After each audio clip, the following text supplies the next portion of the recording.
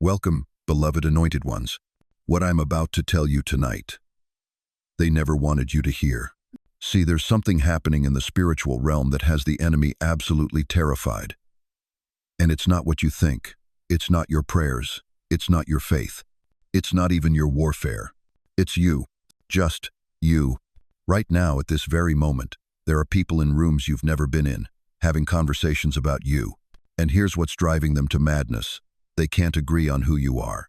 Some are calling you a walking miracle. Others are whispering you're dangerous. Same person, same calling, completely opposite verdicts. And beloved, this is not a coincidence. What if I told you that when the opinions about you split down the middle like the Red Sea, that's not confusion, that's confirmation? What if I told you that every time someone can't figure out whether you're sent from heaven or something else entirely, you're actually walking in the exact frequency God designed you to carry? They tried to silence this message 3 times. The first recording corrupted, the second one vanished, the third time, well, here we are. Because some truths are too powerful to stay buried. Tonight, you're going to discover why your very existence creates such violent reactions in people, why some weep when they meet you, and others flee, why your presence alone forces people to choose sides before you even speak a word. And to every single soul who has supported this message through super thanks, your generosity flows like rivers of living water. You're not just giving, you're planting seeds of hope for the isolated, the overlooked, the ones who've been told they're too much or not enough. Whether you give or not, your presence here is a gift, and if this message stirs something ancient in your spirit, stick around. Because what happened when the darkness realized it couldn't touch you, couldn't break you, couldn't even define you, what happened next made hell itself tremble. This is your confirmation. This is your vindication. And beloved, this is just the beginning. They thought they had you figured out, but God laughed. You know what's been happening, don't you? People have been talking about you in 2 completely different languages. Some are whispering your name like a prayer, calling you a walking miracle, a divine appointment they never saw coming. Others are hissing it like a curse, branding you dangerous, too intense, something that needs to be avoided at all costs. Same person, same heart, same calling, 2 wildly different verdicts. And beloved, I need you to understand something tonight that will shake the very foundation of how you see yourself. This isn't confusion. This is confirmation. You haven't become 2 different people. You've become a mirror. And mirrors, precious soul, mirrors don't lie. They just reveal what's already there. They're not seeing you. They're seeing the reflection they've been trying to avoid. Listen to me carefully. When someone meets you and instantly feels peace, hope, a stirring in their spirit they can't explain, that's their soul recognizing something ancient, something pure, something they've been searching for without even knowing it. Your presence reminds them that healing is possible, that authenticity still exists, that there's another way to live beyond the masks and the performance. But when someone meets you and immediately tenses up, gets defensive, starts throwing shade or pulling back like you're contagious, that's not about you either.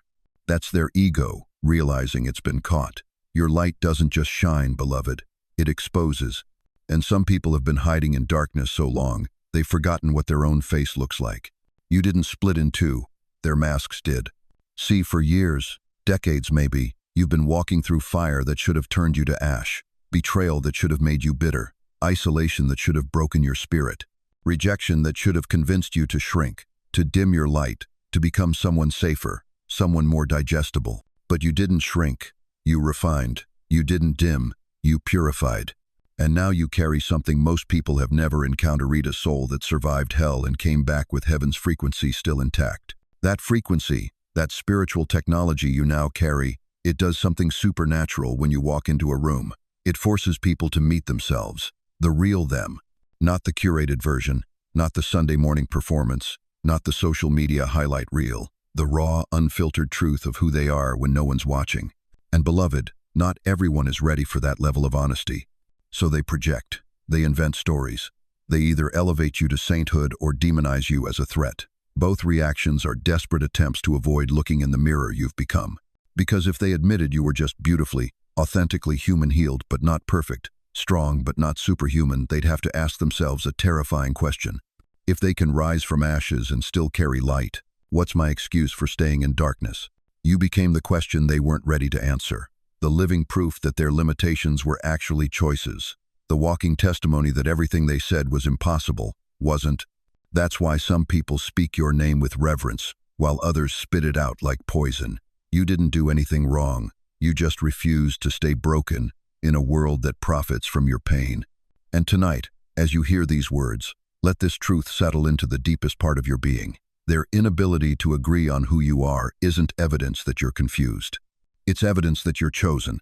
Because chosen ones don't come to blend in, they come to reveal what's real. They thought your silence was surrender. They were wrong. Listen to me, beloved. What they mistook for weakness was actually the most dangerous thing they'd ever encountered. Your quiet spirit, your refusal to engage in their chaos, your decision to step back and let God handle it. They thought you were backing down, but you were backing up straight into the arms of the Almighty. You see, there's a difference between a regular mirror and a burning glass. A regular mirror just shows you what you want to see, but a burning glass? It concentrates light so intensely that it ignites whatever it touches. And that's exactly what you became when you stopped trying to please them and started walking in your true calling. You don't reflect the masks they melt in your presence. Every fake smile, every manufactured personality, every carefully constructed image they spent years building, it all started falling apart the moment you showed up carrying something real. And they felt it. Oh, they felt it deep. That's why some of them couldn't even look you in the eye anymore. That's why conversations got awkward. That's why they started treating you like you'd done something wrong when all you did was get right with God. Your alignment became their alarm system. You weren't trying to expose anybody. You were just tired of pretending, tired of shrinking, tired of apologizing for the light that God Himself placed inside you. But the moment you stopped dimming your flame to make others comfortable, their whole world started shaking. Because your authenticity highlighted everything artificial in their lives. They called you judgmental, but you never said a word. They called you prideful, but you were walking in humility before the Lord. They called you different. And finally, they were right about something. You were never sent to flatter. You were sent to reveal. The religious folks got nervous because your relationship with God didn't look like theirs. It wasn't performed. It wasn't Sunday only.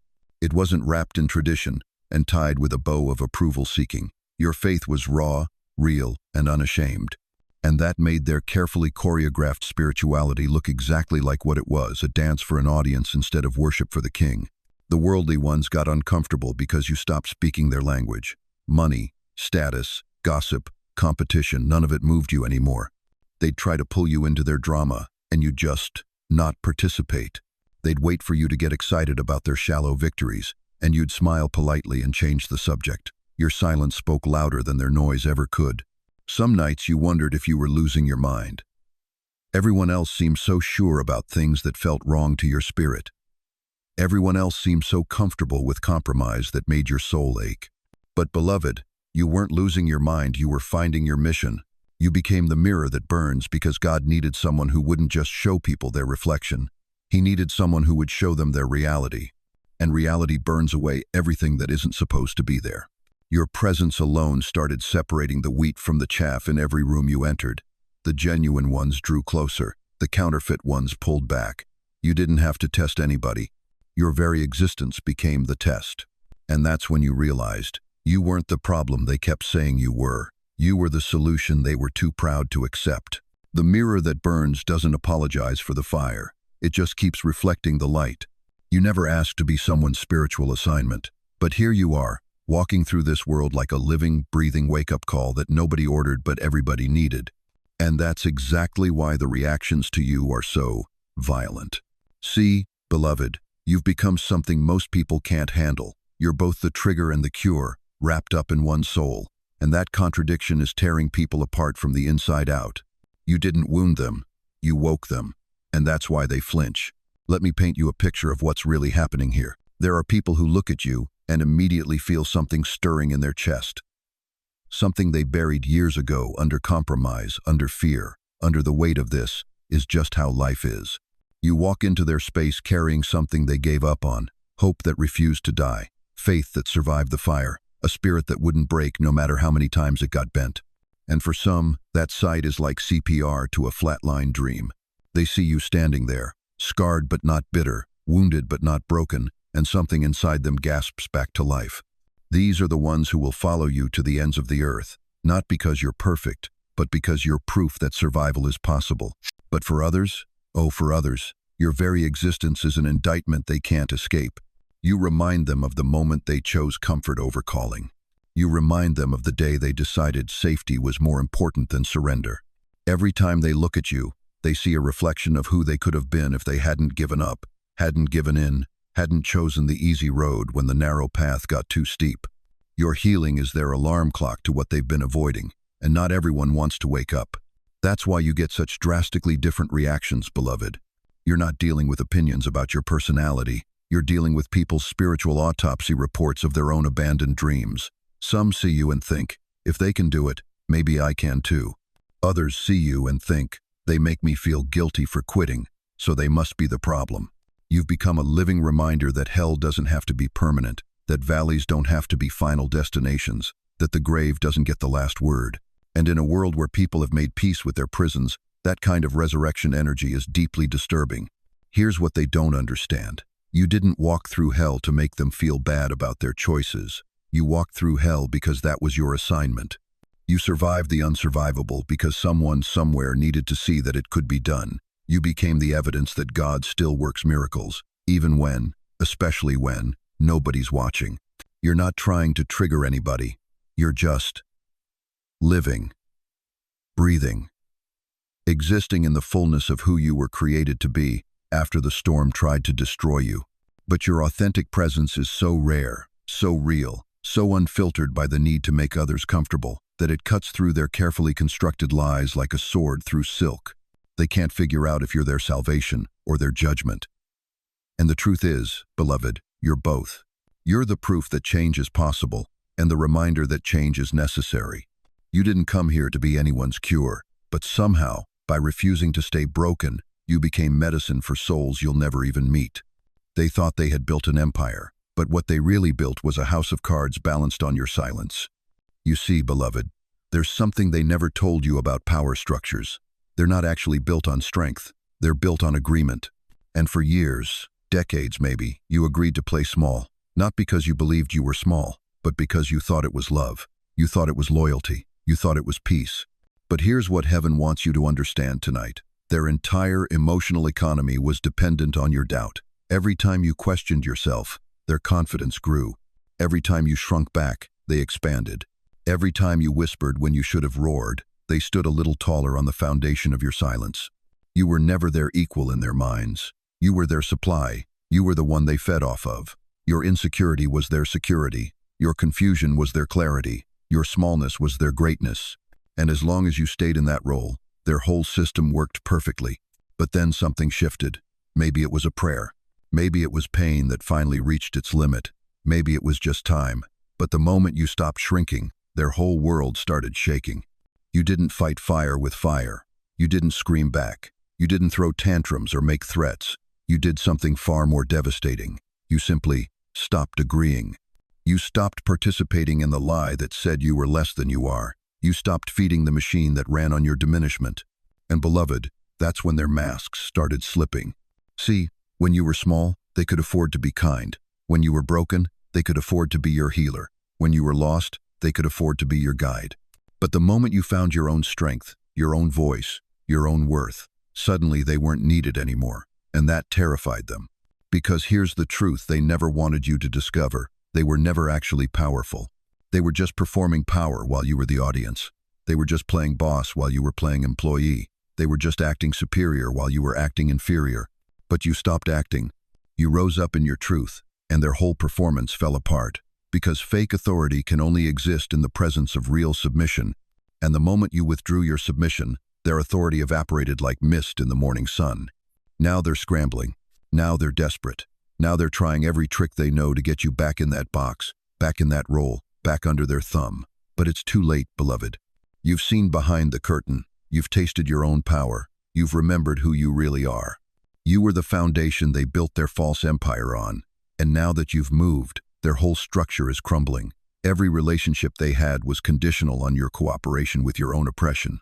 Every position they held was dependent on your agreement to stay beneath them. But you didn't just leave their system, you exposed it. Your very existence now is proof that their power was always an illusion. Your peace reveals their chaos. Your clarity exposes their confusion. Your rise demolishes their entire narrative. They needed you small because they were never actually big. They just convinced you that you were smaller than you are. But God had other plans, and now their whole empire is shaking. You walk into a room and something shifts in the atmosphere itself. People don't know what hit them. Some suddenly feel like crying. Others get angry for no reason they can explain. Some feel peace they haven't experienced in decades.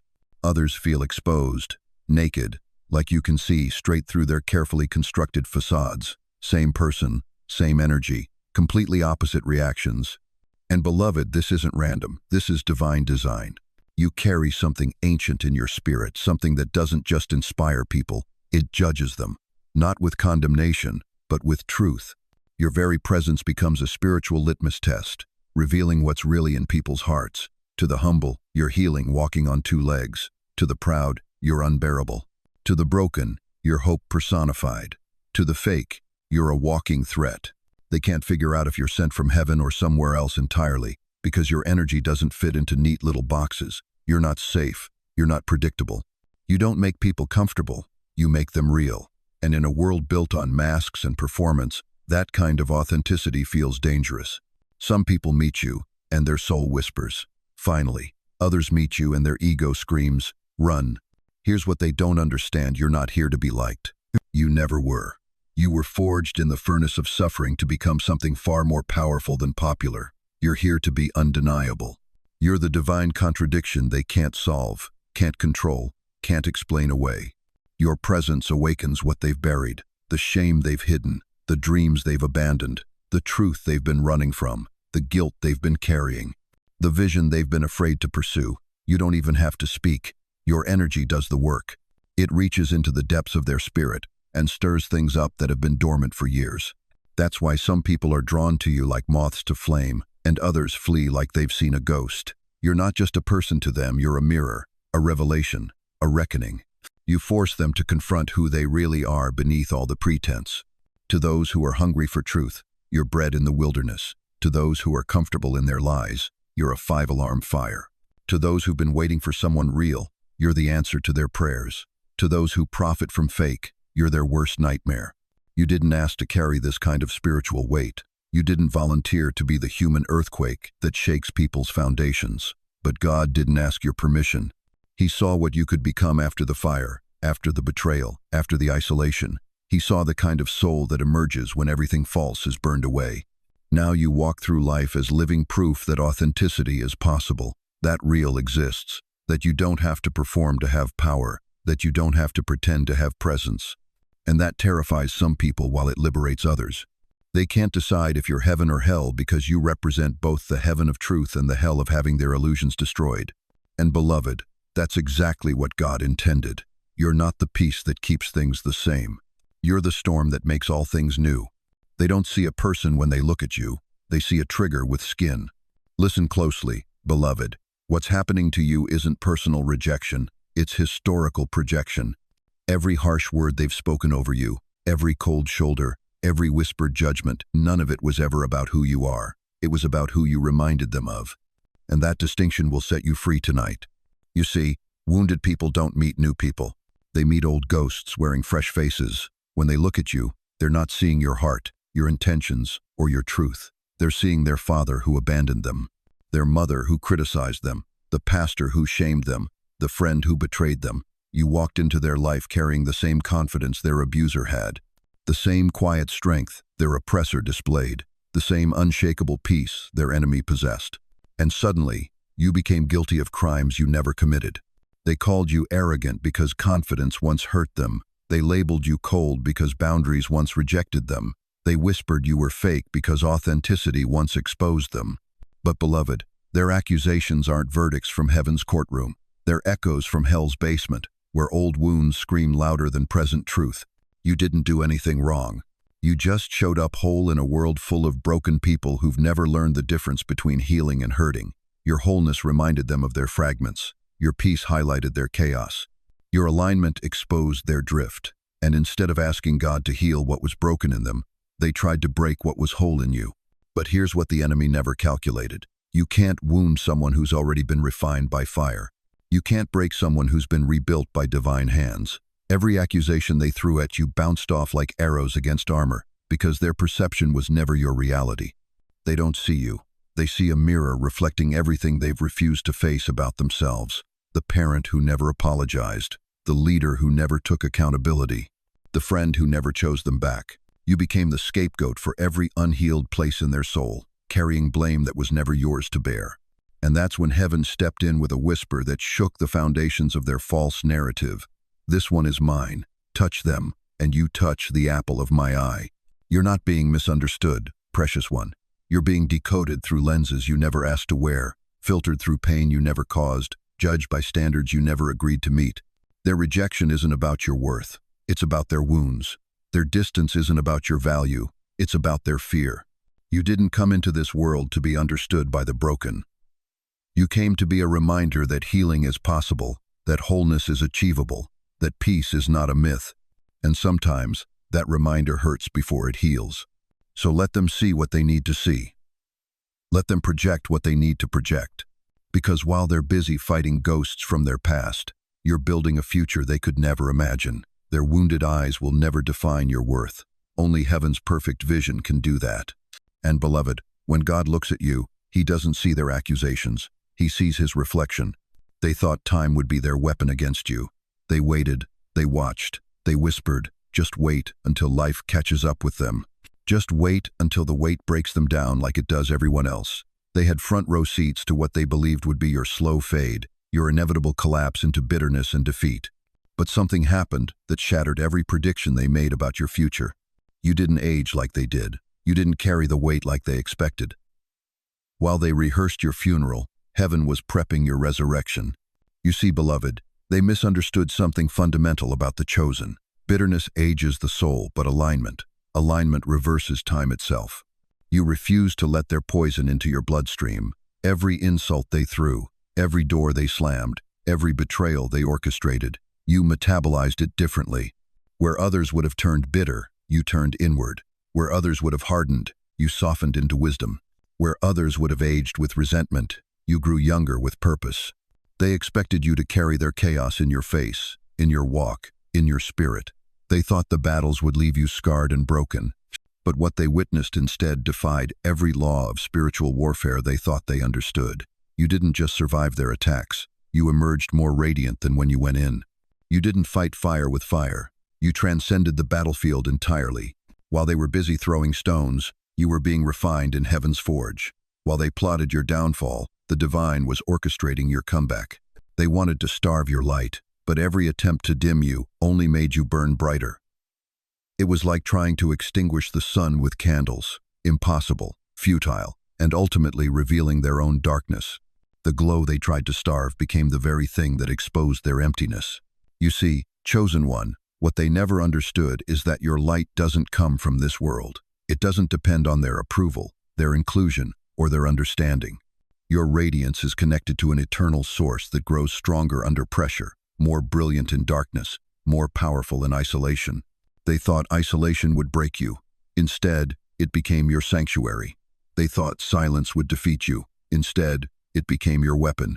They thought time would be on their side. Instead, time revealed who was really standing in the light and who was hiding in the shadows. And now they can't unsee what happened to you. They can't explain away the transformation. They can't rationalize the regeneration. You didn't just glow up. You resurrected in front of their eyes. The funeral they planned for you became the celebration they could never attend. The weakness they counted on became the strength that haunts their sleep. The breakdown they orchestrated became the breakthrough that left them speechless. You are living proof that heaven's timeline doesn't match Earth's expectations.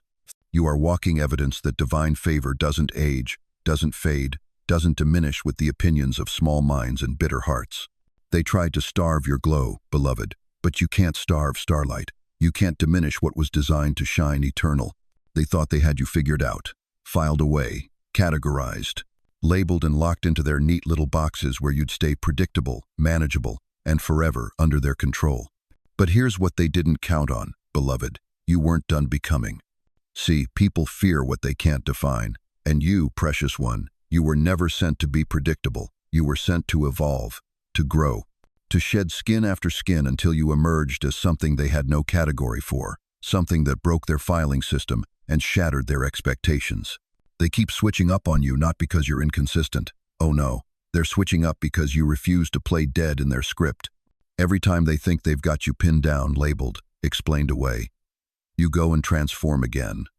You keep becoming more of who heaven designed you to be, and that terrifies them. You see, small minds need people to stay small. They need you predictable because predictable people are controllable people. But you've been evolving in ways that make their boxes burst at the seams. Your growth is burning through their categories like fire through paper. One day you're the quiet one. The next you're speaking truth with authority that makes rooms go silent. One season you're the wounded healer. The next you're the warrior who walks through fire untouched. One moment you're gentle as a dove. The next you're wise as a serpent, and they can't handle the range. They wanted you to pick a lane and stay there forever, but heaven had other plans. Every time you shed another layer of who you used to be, every time you stepped into a new dimension of your calling, they scrambled to rewrite their opinion of you.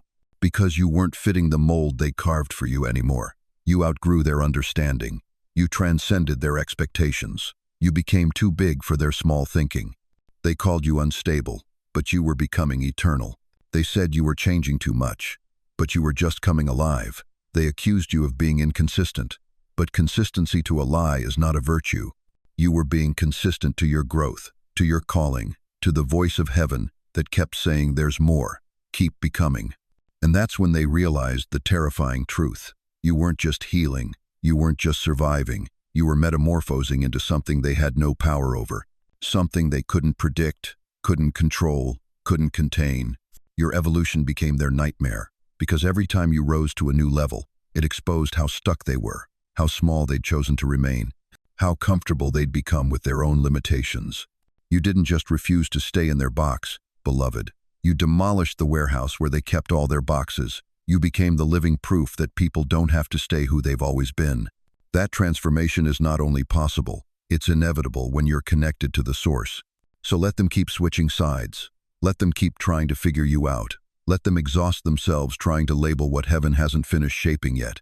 Because while they're busy being confused by your evolution, you're busy becoming the person God always knew you could be. And that, precious one, is a masterpiece no human opinion could ever define. Beloved, as we come to the close of this divine revelation, I need you to hold these truths close to your heart tonight. Remember this: when people can't agree on who you are, it's not confusion, it's confirmation. You were never meant to fit into their boxes because heaven designed you to break them. Your very existence forces people to choose sides, and that's not your burden to carry, it's your calling to embrace. Those drastically opposite opinions? They're proof that you're walking in a frequency this world can't fully comprehend. Some see the light of heaven in you, others see a threat to their darkness. Both reactions tell you the same thing. You are not ordinary. You are chosen. You are set apart. You are exactly who God called you to be. And I want you to know tonight you are not alone in this journey. Even when it feels like the whole world is divided about you, even when you question if you're too much or not enough, God is still working in your life. He's still writing your story. He's still opening doors that no man can shut. There's a community here, precious one, a family of believers who understand what it means to be misunderstood, to be polarizing, to carry a calling that makes people uncomfortable. We see you, we understand you, and we're praying with you. Let me ask you this tonight. What if the very thing that makes people struggle to define you is the exact thing God is using to redefine His kingdom through you? Let us pray together. Father God, we come before your throne tonight with hearts full of gratitude and spirits ready to receive. Lord, you see your chosen ones, those watching, those listening, those who have felt the weight of being misunderstood and mislabeled by this world. We pray for every soul here tonight who has wondered if they're too much, who has questioned their calling because others couldn't handle their light. Remind them, Father, that when you created them, you looked at your work and called it very good. Strengthen them, Lord. When the opinions of others try to shake their identity, anchor them in your truth. When people try to reduce them to fit their small understanding, expand their vision to see themselves as you see them, fearfully and wonderfully made, chosen before the foundation of the world. Open doors that have been closed by human prejudice and misunderstanding. Surround them with people who can recognize and receive the gift they are. Remove every voice that speaks contrary to your purpose for their lives. Give them peace in the midst of the storm of opinions. Let them rest in knowing that your opinion is the only one that matters. And when they feel alone, remind them that you are with them always, even unto the end of the age. In Jesus' mighty name, we pray. Amen. Beloved, thank you for staying with me through this entire journey tonight. Your presence here, your attention, your open-hearted, all matters more than you know. If this message has stirred something in your spirit, I encourage you to share your thoughts in the comments below. Tell us how God is moving in your life. Ask your questions. Share your testimony. This community is here to lift you up, to pray with you, to remind you that you're not walking this path alone. And if you know someone who needs to hear this tonight, someone who's been struggling with feeling misunderstood or mislabeled, please share this message with them. Let them know they're not alone. Let them know there's a community here that understands their journey. If you haven't already, please subscribe to this channel and ring that notification bell. Not for numbers, but because you're joining a family that believes in the power of divine encouragement, in speaking life over one another, and in reminding each other that we are more than conquerors through Christ who loves us. Until we meet again, remember, you are not an accident. You are not a mistake. You are not too much. You are chosen. You are loved. You are exactly who God called you to be. Now go forth in peace, knowing that the same God who calms the storms is working all things together for your good. God bless you abundantly. Good night.